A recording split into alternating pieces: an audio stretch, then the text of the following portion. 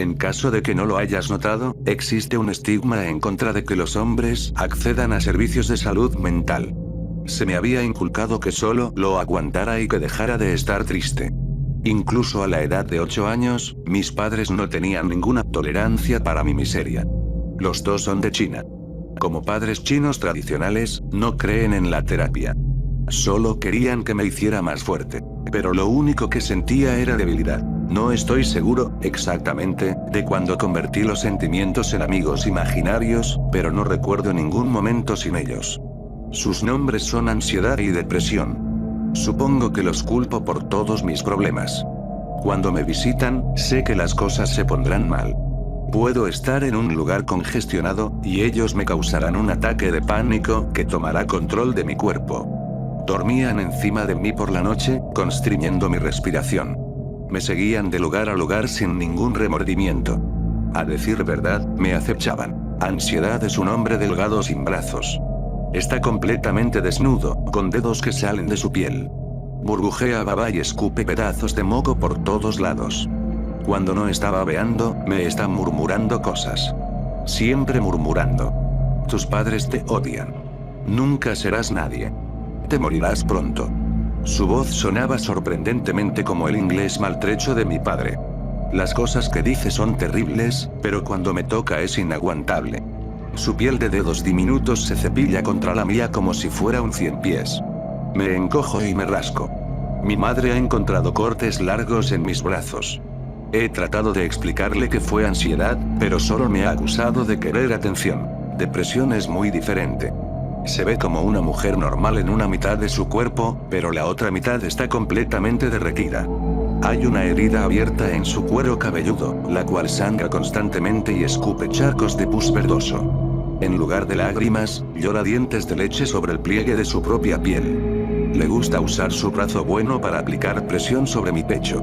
El peso de ella me hace encorvarme. No habla por medio de palabras. Más bien, produce un sollozo grave como el llamado de un búho. Lo escucho todo el tiempo. El sonido melancólico hace que mi corazón me duela. No puedo dormir por culpa de ese ruido, pero tampoco me puedo salir de la cama por su presión constante. Lógicamente, sabía que no eran reales en un sentido tradicional. Eran producto de mi imaginación. Pero su impacto era innegable. Trabajaban juntos para hacer mi vida lo más difícil posible. Me encontraba totalmente solo, excepto por ellos dos. Al menos hasta esta mañana. Me desperté con depresión durmiendo sobre mi pecho. Su herida de cabeza repugnante estaba escupiendo pus dentro de mi boca. Traté de hablar, de pedir ayuda, pero su bilis mantuvo mi voz en silencio. Ansiedad se escabulló desde el suelo. Cepilló su terrible piel de dedos a lo largo de mis brazos. Apenas podía respirar. Ansiedad sonrió con superioridad y escupió baba encima de mi cara. Llegaron 3 golpes a la puerta. Depresión y ansiedad se pusieron rígidos, liberando sus agarres por un momento. La voz de mi hermana Kim provino desde el pasillo. Levántate. Mamá dice que te tengo que llevar a la escuela. Traté de hablar, pero la acidez de depresión aún estaba atascada en mi garganta. Kim suspiró ruidosamente y abrió la puerta a la fuerza. Dije que te levantaras. Grité cuando la vi. Ella tembló por la sorpresa. ¿Qué mierda pasa contigo? Me cuestionó. Mi hermana se quedó parada en el marco de la puerta, su rostro era una combinación de confusión y repulsión. Pero, en su hombro estaba una criatura. Era un esqueleto como el de un ave con sus garras enterradas en el cuello de ella. Su cabeza era un tazón pútrido de vómito. Había 2 ojos flotando en el líquido rancio, girando en círculos. Kim me observó, completamente inconsciente de la cosa que estaba encima de ella. Kim, ¿qué es eso? ¿Qué es qué? Apunté a su hombro. Ella observó alrededor, pero no vio nada. Eres un maldito psicópata, ¿sabías eso? Ahora levántate para que te pueda llevar a la escuela. La cosa en su hombro hizo un sonido ruidoso de gorgoteo y luego comenzó a hablar. Su voz era una combinación de la voz de mi madre y un lamento agudo. Decía. Estaba señalando tu grasa. A tu cuerpo obeso y feo. Eres una cerda asquerosa. Nunca serás lo suficientemente delgada. Las facciones de Kim se inhibieron un poco. ¿Por qué está diciendo eso? Me lamenté. Ella me observó como si fuera una cucaracha. Te has vuelto loco oficialmente. Se dio la vuelta y se fue. La escuché entrar al baño. Me quedé acostado en mi cama por unos momentos. ¿Qué acababa de ver? Temblando, me paré. Quizá Kim tenía razón. Me estaba volviendo loco. En realidad, no me sorprendería. Ansiedad se espabiló y me susurró. Siempre has estado loco. Depresión arrastró su forma derretida detrás de mí mientras me estaba vistiendo. Traté de pretender que no acababa de ver a ese demonio rasguñando a mi hermana. Era temprano, quizá fue un sueño. Fui al piso de abajo mientras Ansiedad me empujaba con sus dedos diminutos. Vas tarde. Tu familia te odiará aún más. Mis padres estaban en la cocina. Detrás de ellos, había copias idénticas de ellos mismos, excepto que habían sido vendadas con camisas de fuerza hechas de alambre de púas. Las copias estaban gritando, forcejeando en contra de sus ataduras. Pero mis padres no las notaban. Mi padre estaba leyendo el periódico. Mi madre estaba terminando su desayuno. Su copia se arrojó al refrigerador, tratando de hablar. Se vertió arena de su boca. Buenos días, me dijo mi madre alegremente. Se me cayó la quijada. ¿Cómo era que no podían ver ni oír a esas copias repulsivas? Kim pasó a mi lado para entrar a la cocina. El monstruo aún estaba posado encima de ella. Su cráneo de vómito era un poco más grande. Ella agarró las llaves del mostrador. Vamos, psicópata. En el auto, traté de orillarme tan lejos de Kim como era posible. La cosa en su hombro no parecía estar interesada en mí. Solo seguía hablando con ella. Cerda gorda. Nadie te ama. Puta vaca fea y enferma. Kim conducía en silencio. Me di cuenta pronto de que no era solo mi familia. Todos con los que nos cruzábamos tenían algo enfermizo encima o cerca de ellos. Los demonios marcaban a los transeúntes. Ninguno se veía igual, pero cada uno era perturbador. Un hombre tenía un lobo gigante que enterraba sus dientes en su espalda. Una mujer estaba rodeada por una nube negra con cientos de manos extendidas. Traté de cerrar mis ojos, pero Ansiedad utilizó sus dedos diminutos para abrir mis párpados a la fuerza. Kim me dejó en la escuela en menos de 10 minutos. Vi a los chicos en mi salón de clases, chicos que había conocido por años, siendo acechados por criaturas repulsivas. No quería salir del auto. Kim entrecerró sus ojos. ¿En serio, estás bien? Alcé mi mirada hacia ella. Quería decirle desesperadamente lo que estaba sucediendo. Depresión me pegó un puñetazo en el estómago. Ansiedad me murmuró. No pongas esta carga en ella. No vales la pena. Estoy bien, dije silenciosamente. Salí del auto y me dirigí al edificio. No me podía concentrar en nada. Lo único que podía ver eran los seres horribles que estaban atormentando a mis compañeros de clase.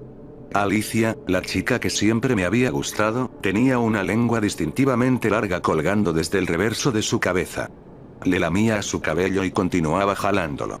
Si ella tomaba una hebra individual, la lengua dejaba de lamerla por un momento antes de comenzar de nuevo. Benji, mi mejor amigo, se encontraba cara a cara con una versión de su padre. Excepto que esta versión era pequeña, más o menos del tamaño de una manzana, y estaba sentado en su oreja. Le gritaba, sé el buen chico de papi. No le digas a tu mamá. Este es nuestro secreto. Qué buen niño. Carrie, la estudiante más inteligente de la clase, tenía dos cabezas que estaban creciendo desde su cuello. Una se veía enferma y estaba muriendo, tosiendo pus similar al que depresión supuraba de su cráneo. La otra cabeza estaba en llamas, riendo histéricamente y mordiéndole las mejillas. Incluso mi profesor, Don Morris, tenía un demonio. El de él era un hombre de palitos con flores negras muertas que crecían desde su piel de madera. Una de sus manos estaba enrollada a manera de puño. La otra sujetaba firmemente los genitales de Don Morris.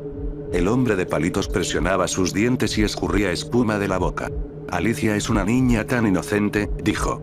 Probablemente aún es virgen. Tan pura. Podríamos desflorarla. Podríamos partirla desde la mitad. Don Morris continuó dando la clase sin notarlo. Una vez que el primer período había terminado, sabía que me tenía que ir de ahí. Me escabullí y escapé por el campo detrás de la escuela. Ansiedad y depresión me siguieron muy de cerca. Me había acostumbrado a ellos, eran mis monstruos. Pero ver a los seres horribles que acechaban a quienes me rodeaban fue demasiado. Me detuve en la pequeña área arbolada justo más allá del campo. Era un gran alivio no tener que ver a nadie. Ninguna persona significaba ningún monstruo. Fui capaz de dar 3 bocanadas de aire antes de que escuchara una rama partirse detrás de mí. Me di la vuelta y vi a Gerald Anderson. Gerald estaba unos grados por encima de mí. Era conocido como el bravucón más grande de la escuela. Pero a mí nunca me había molestado realmente. Yo era demasiado callado como para atraer mucha atención. Succioné mi aliento, preparándome para la criatura terrorífica que representaría su miedo. Pero Gerald estaba solo. No había ningún monstruo con él. Inclinó su cabeza en mi dirección, retirando un cigarro de su boca. Eres ese chico asiático de 9º grado, ¿verdad? Sí. Ansiedad revoloteó a mi alrededor, murmurando repetidamente. Depresión se apoyó sobre mi espalda. Gerald dio un paso más cerca. Te ves como que te está tocando un día difícil. No tenía idea de por qué me hablaba. Su voz era monótona, pero me sentía extrañamente consolado por ella. Era la primera vez en mucho tiempo que alguien reconocía mi dolor. Sí. Se me partió la voz. Ansiedad susurró. Suenas como un marica. Sabes, la vida se pone dura a veces, musitó Gerald. Casi te hace preguntarte por qué lo hacemos. Parpadeé. Sí, supongo. Es decir, continuó, ¿cuál es el punto de vivir si lo único que conseguimos es miseria? Bueno, es lo que tú consigues. En mi caso, no he tenido muchas emociones. Mi terapeuta lo llama trastorno de personalidad antisocial. ¿Puedes creer eso? Soy una persona social. Estoy aquí, hablando contigo. ¿Cierto? No entendía nuestra conversación. Pero ansiedad movió mis labios por mí. Cierto. Ahora Gerald estaba más cerca, a punto de estarme tocando. Deberías suicidarte. Depresión lloró dientes de leche jubilosamente por todo mi pecho. ¿Qué? De todas formas, vivir no tiene sentido. El suicidio es la mejor solución. Les he estado diciendo esto a las personas durante años. Logré que Sam lo hiciera el abril pasado, y te apuesto que ahora está más feliz, acarició su cabello. Te deberías suicidar, niño. Tú también serás más feliz. Depresión envolvió su piel derretida alrededor de mi cuerpo. Me acarició con su pus sangriento. ¿En realidad crees que eso es lo que debería hacer? Sí, lo creo, se acercó y me pellizcó el brazo. Me contraje. Ya no sentirás más dolor, dio un paso hacia atrás y se rió. Pero, lo que sea, no me importa qué mierda hagas. Gerald me dio la espalda y se fue caminando. Lo observé irse hasta que regresó al edificio de la escuela. Me dirigí a casa. Es aquí en donde estoy ahora. Estoy sentado en el piso del baño, escribiendo esto. Necesito hacerlo antes de que mi familia vuelva a casa.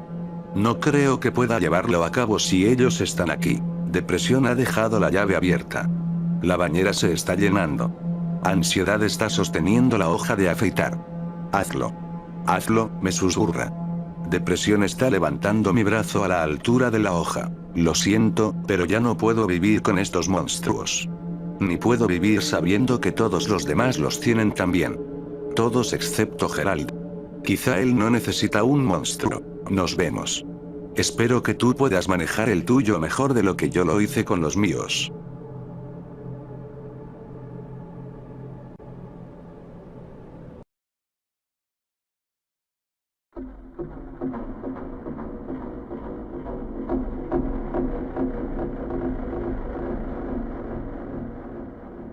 Investigadores rusos a finales de los 40 mantuvieron a 5 personas despiertas por 15 días utilizando un estimulante en base a gas. Los tuvieron encerrados en un ambiente sellado para monitorear cuidadosamente el uso de oxígeno, de manera que el gas no los matase, debido a las altas concentraciones.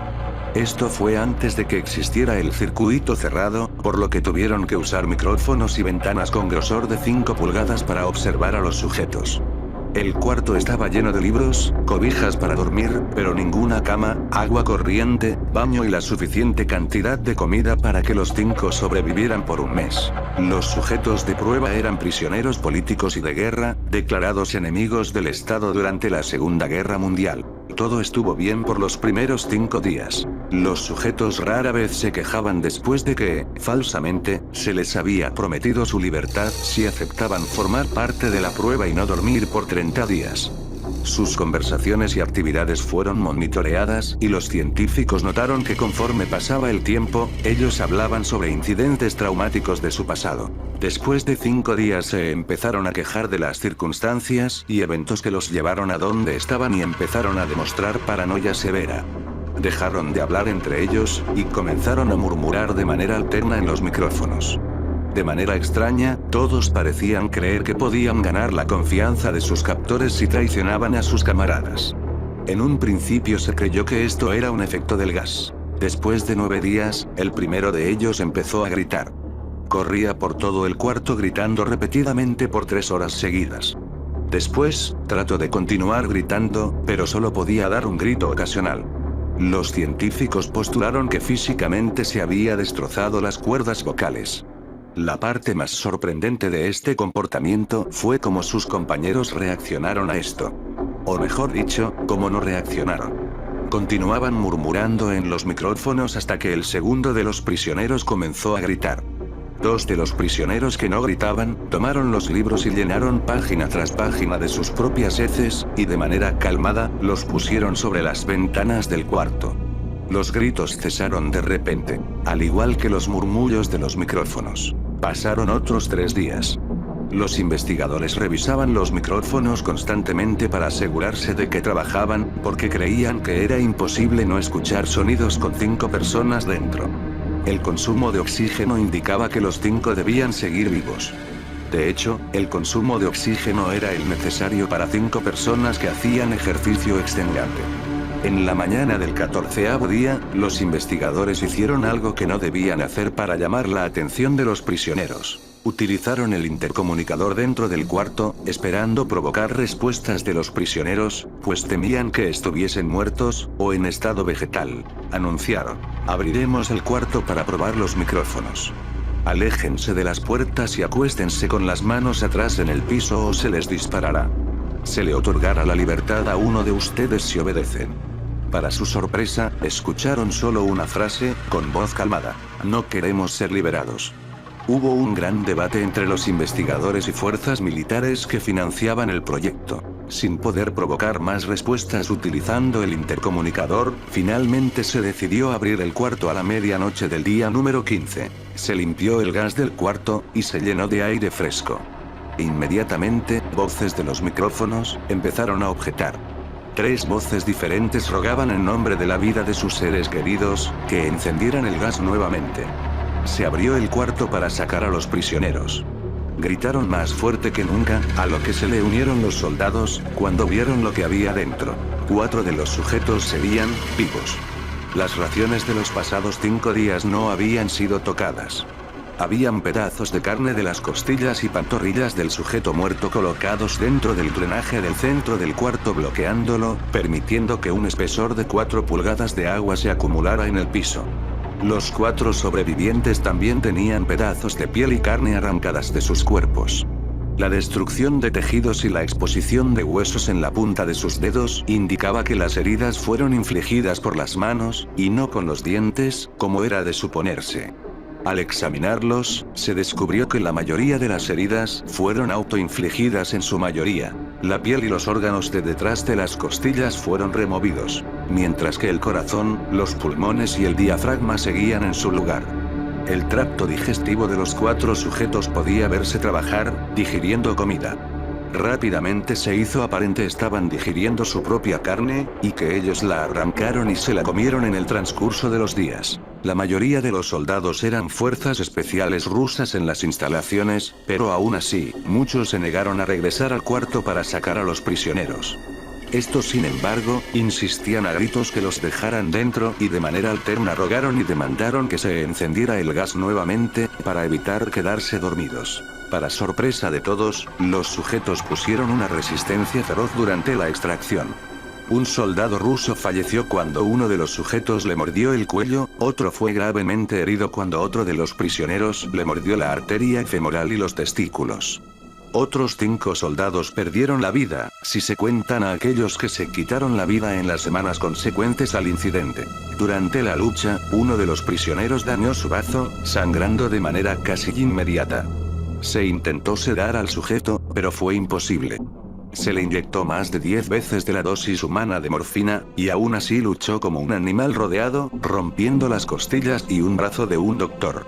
Se veía latir su corazón al máximo por 2 minutos completos, mientras se desangraba, y continuó gritando por más de 3 minutos, atacando a quien se le acercara, repitiendo la palabra, más, una y otra vez, hasta que cayó en silencio. Los otros 3 sobrevivientes, fueron inmovilizados fuertemente y llevados hacia instalaciones médicas.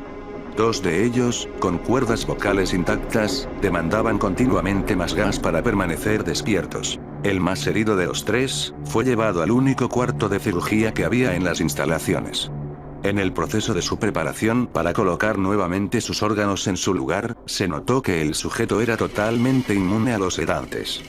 Peleó furiosamente cuando el gas anestésico se le estaba colocando. Se necesitó un poco más de anestesia de la normal para sedarlo, pero al momento que sus ojos se cerraron, su corazón se detuvo. En la autopsia, se encontró que en su sangre había 3 veces la cantidad normal de oxígeno. También se rompió 9 huesos en la lucha para no ser controlado. El segundo sobreviviente, era el que primero gritó del grupo. Con sus cuerdas vocales destruidas, no pudo objetar la cirugía, y solo reaccionaba agitando violentamente la cabeza en desacuerdo cuando se le administraba el gas anestésico. Afirmó violentamente con la cabeza cuando alguien sugirió hacer la cirugía sin anestesia, y no reaccionó durante la misma, que duró 6 horas, en la cual se intentó reemplazar sus órganos abdominales y cubrirlo con lo que quedaba de su piel. El cirujano afirmó que era médicamente imposible que el sujeto siguiera con vida. Una enfermera aterrada que ayudó en la cirugía, comentó que la boca del paciente formaba una sonrisa cada vez que sus ojos se encontraban. Cuando la cirugía terminó, el sujeto miró al cirujano y empezó a hacer sonidos fuertemente, como tratando de hablar. Asumiendo que esto era de gran importancia, el cirujano le entregó un papel y una pluma, para que el paciente pudiera comunicarse. Sigue cortando, escribió. Se le hizo la misma cirugía sin anestesia a los otros 2 sujetos.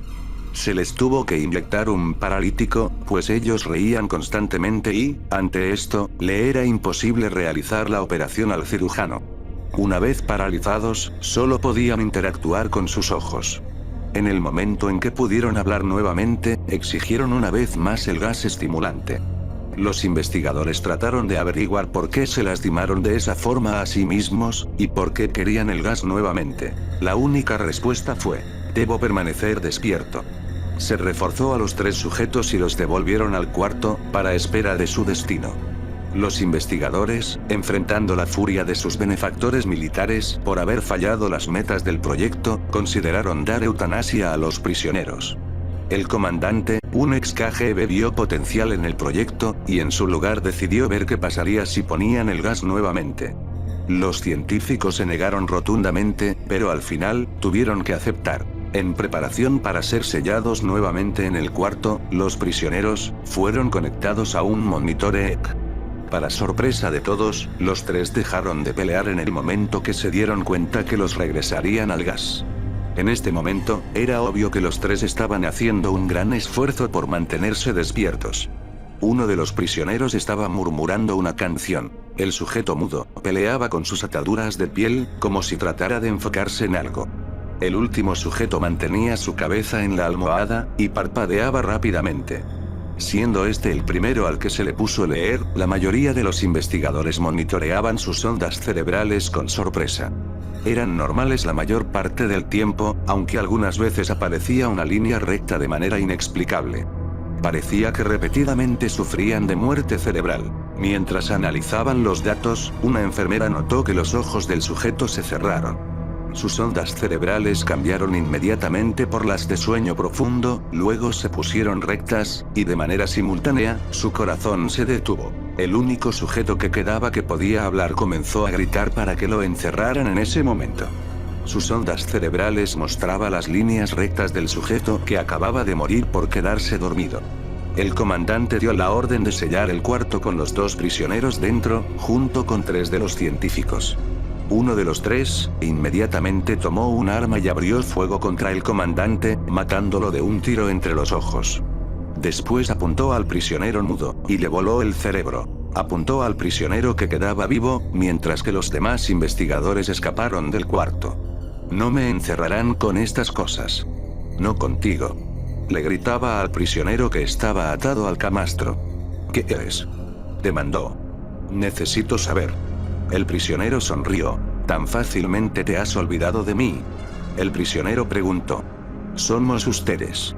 Somos la locura que está encerrada en todos ustedes, rogando por libertad en cada momento de sus vidas, desde lo más profundo de tu mente animal. Somos aquello de lo que te escondes en tu cama todas las noches. Somos lo que duermes y silencias y paralizas cuando te vas a tu cielo nocturno, donde no te podemos alcanzar. El investigador hizo una pausa. Apuntó al corazón del prisionero y disparó. Él mostró una línea recta mientras el sujeto débilmente murmuró. Casi tan libre.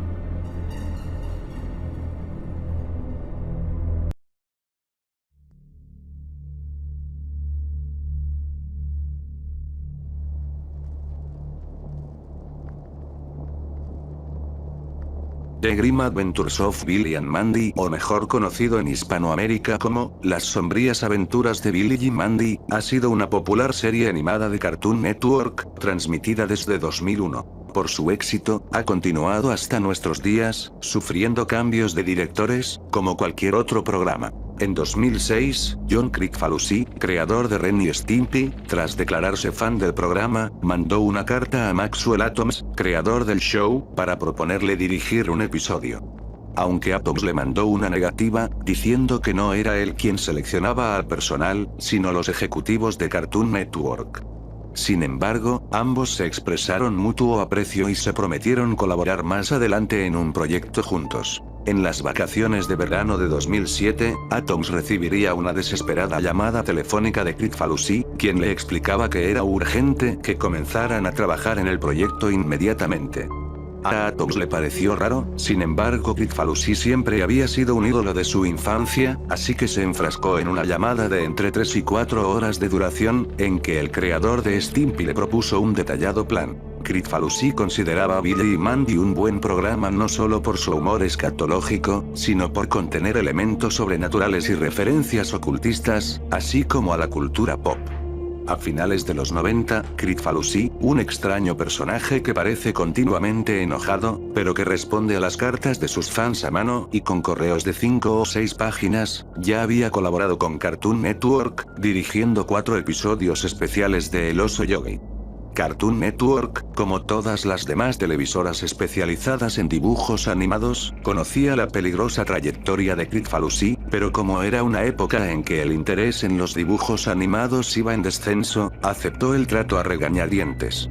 Los episodios dirigidos por Kricfalusi fueron considerados demasiado perturbadores para los niños. Estaban impregnados de un ambiente que muy difícilmente podía considerarse cómico, las acciones y personalidades de cada personaje parecían erráticas y psicópatas, y contenía temas y contenidos solo adecuados para adultos, homicidios, suicidios y temas sexuales, además de una animación pobre y con escenas grotescas que parecían haber sido sacadas de una pesadilla.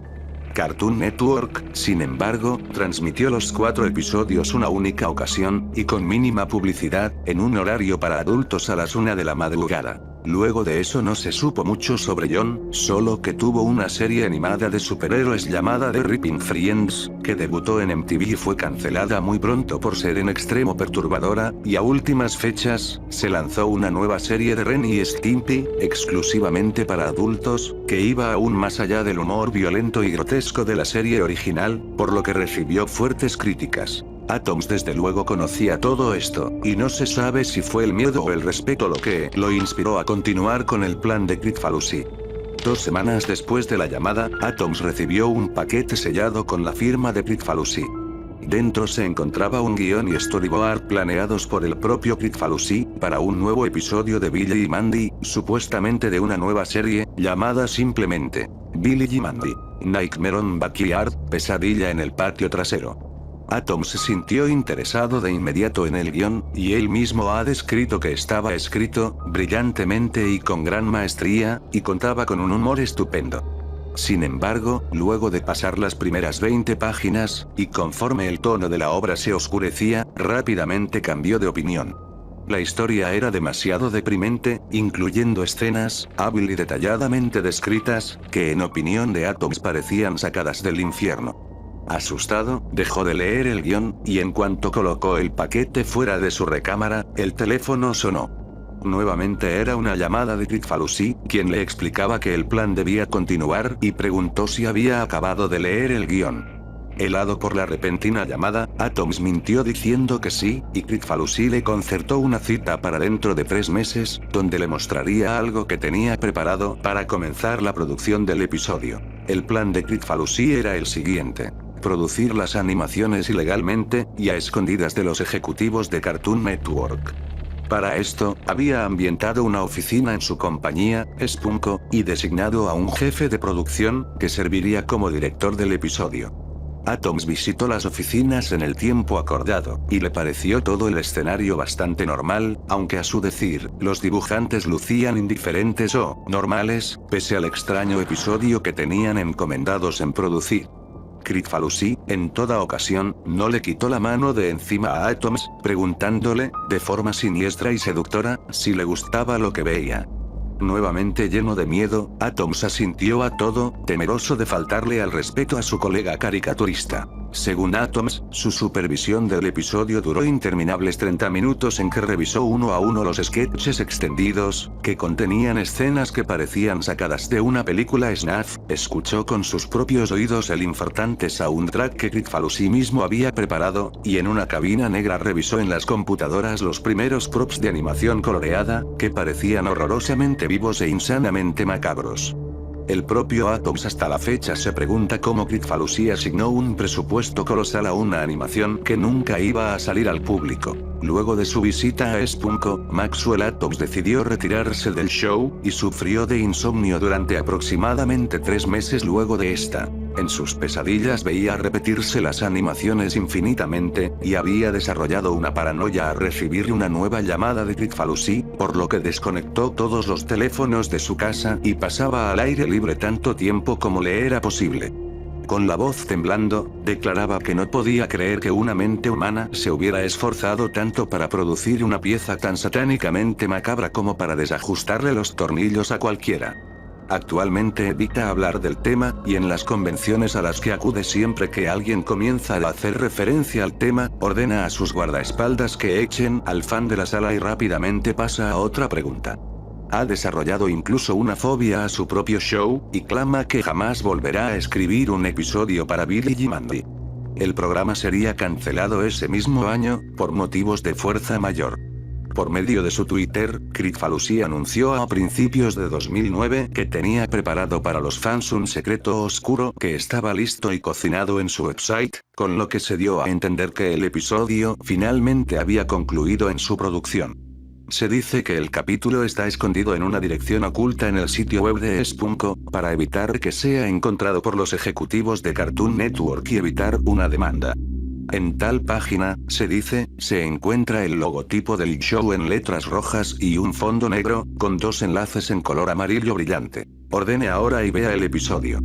El primer enlace proporciona instrucciones específicas sobre cómo adquirir el episodio grabado para DVD. Para esto, es necesario acudir a las cercanías de la sede de Spunko y preguntar por cierto negocio fantasma, donde el disco, que es el episodio grabado en un simple disco comercial, se vende a $0,50 canadienses. Cuando das clic en Vea el episodio, se abre una animación que no cuenta con marcador de tiempo.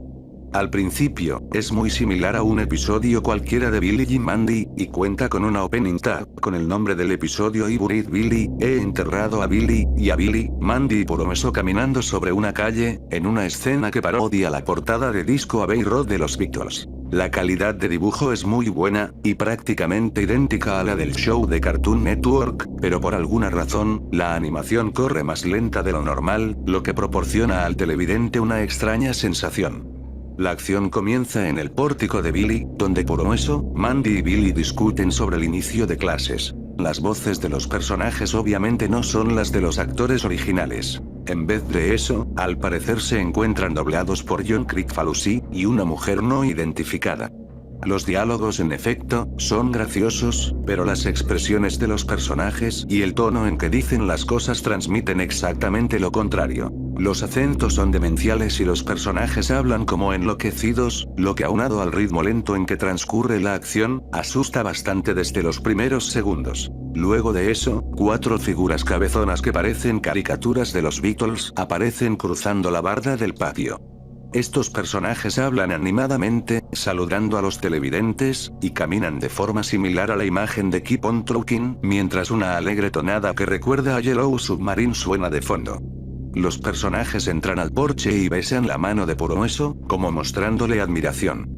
Billy y Mandy preguntan algo. A partir de ese momento, nuestro informante tenía tan crispados los nervios que decidió apagar el sonido, y en ese instante, el Beatle parecido a Paul McCartney se arranca la piel y queda desollado vivo, en una toma quieta similar a las de Ren y Stimpy, pero grotesca y detalladamente animada. El personaje chisporrotea sangre y los ojos, saltones y desorbitados, parecen gotear pus, mientras al fondo parpadea una pantalla roja insoportable, durante más de 2 minutos. Ahora Puromeso tiene una sonrisa totalmente diabólica. Él y los demás Beatles rodean a Billy y Mandy, quienes lucen preocupados. Un círculo de fuego surge alrededor, y Puromeso toma a Billy de forma violenta. Billy parece llorar de terror, y entonces Puromeso lo desnuda con su hoz y comienza a sodomizarlo con el arma, de una forma totalmente realista, mientras maldice de forma exagerada. Mezclando de forma extraña el humor negro con escenas simplemente diabólicas, la escena dura mucho más de lo soportable, con varios acercamientos violentos en varias tomas. Mandy parece dispuesta a pelear, pero los Beatles dicen algo, y el escenario comienza a girar y a convertirse en el mismísimo infierno. Escenas desquiciadas de cadáveres, dibujadas de forma bastante rápida, demonios y escenas de tortura se alternan en la escena. Los Beatles restantes se transforman en bestias mutantes de formas terroríficas.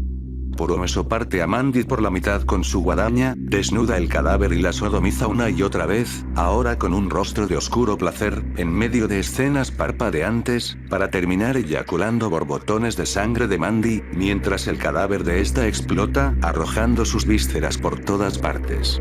La persona que, asegura, vio el video, no puede contar mucho más después de eso, pues asegura que se encontraba demasiado alarmado, y no recuerda qué hizo para distraerse, o si simplemente cerró los ojos, pero asegura que hay cosas que no quiere recordar del video. Pero parece que luego de eso comienza una especie de escena de aventura, con Billy y Mandy vivos de nuevo, aunque todavía desmembrados y seriamente lesionados, enfrentando a alguna cosa en el infierno, incluyendo escenas de distintos demonios, muy originalmente diseñados, efectuando varias acciones maniáticamente animadas. La escena corta a negro durante unos 5 segundos, y gradualmente se comienza a encender la luz. El ángulo es de una cámara, estilo intro de James Bond, con manchas digitales cubiertas de sangre, que empieza a enfocar a Puromeso y los Beatles restantes, en expresiones quietas y muy escalofriantes, posando de una forma similar a la portada del single, Yesterday and Today, pero adornados con los restos de los cadáveres de Billy, Mandy y Paul, y con un paisaje infernal de fondo. Las expresiones en esta escena son tremendamente perturbadoras, con Puromeso y los Beatles imitando las sonrisas aparecidas en el álbum original, pero exageradas al límite de lo grotesco e inquietante. La escena permanece así durante 1 minuto, y vuelve a cortar. La escena final comienza haciendo un picado sobre el centro de una ciudad.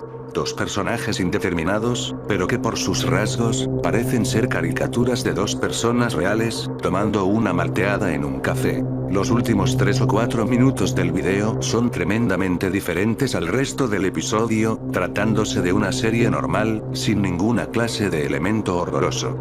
La escena es bastante lenta, pero corre a velocidad normal, y consiste simplemente en los 2 personajes hablando y hablando, con reacciones variadas, tranquilidad, argumento, preguntas, sanamente cómicas. El televidente volvió a subir el volumen, pero no alcanzó a escuchar gran cosa. Al parecer los personajes discuten sobre caricaturas y hablan citando varias frases de canciones de los Beatles. La frase final termina con uno de los personajes diciendo "When Reaper comes to the town", cuando la parca llega a la ciudad. Entonces la imagen se cierra con un círculo negro, típico de las caricaturas viejas, y aparece la palabra fin, junto a una caricatura súper deformada del Paul despellejado, todavía muy perturbadora, vestido de ángel, sollozando y murmurando algunas cosas. El programa termina, y aparecen algunos créditos, dirigido por John Kricfalusi y Maxwell Atoms, entre otras cosas, finalizando como si de cualquier show se tratara. Finalmente aparece una pantalla roja de advertencia que dice televidente. El cartoon que acaba de ver ha sido producido contraviniendo las leyes de derechos de autor, su transmisión o posesión está penada por las leyes de Canadá y Estados Unidos, y luego un pantallazo de aproximadamente 2 segundos de duración, con el logo de Spunko y un lema que dice Help to spread the word, ayúdanos a difundir el mensaje. En cuanto el video termina, el navegador de internet se cierra automáticamente, y cuando vuelves a abrir las pestañas no se reabren. Si revisas el historial e intentas abrir la página, te marca error. Se dice que esta página la cambian de lugar cada vez que alguien accede a ella. La página del video aparece con un marcador de visitante, que para el momento era de 2, y que contiene varios malware capaces de arruinar la seguridad de tu computadora. Pero también hay quien dice que puede aparecer al azar mientras revisas cualquier parte del sitio web de la compañía. Maxwell Atoms teme cualquier nueva llamada de Kricfalusi, se ha mudado de casa y cambiado de número telefónico, pues asegura que el creador de Ren y Stimpy no tenía proyectado un solo capítulo de Billy y Mandy sino 6 de ellos.